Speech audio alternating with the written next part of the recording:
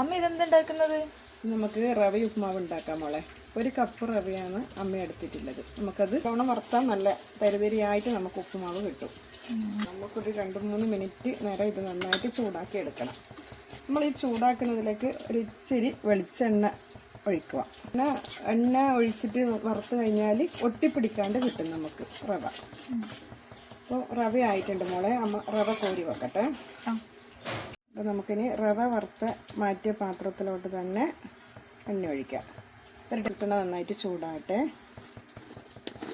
കടുക്,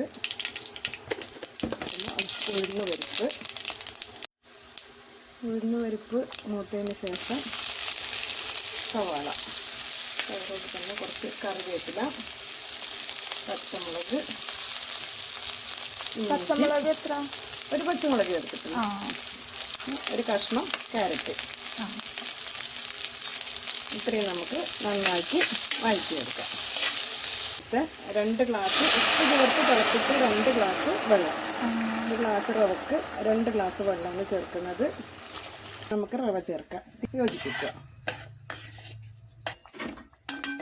നന്നായിട്ട് ഇളക്കി യോജിപ്പിച്ചിട്ടുണ്ട്. ഇനി ഇതിലോട്ട് നമുക്ക് 1 സ്പൂൺ നെയ്യ് ചേർക്കാം.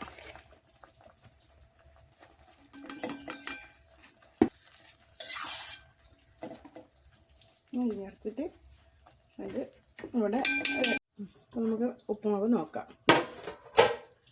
ഉപ്പുമാവ് റെഡി ആയിട്ടുണ്ട്. ഇത് പാത്രത്തിലോട്ട് കോരി മാറ്റാം.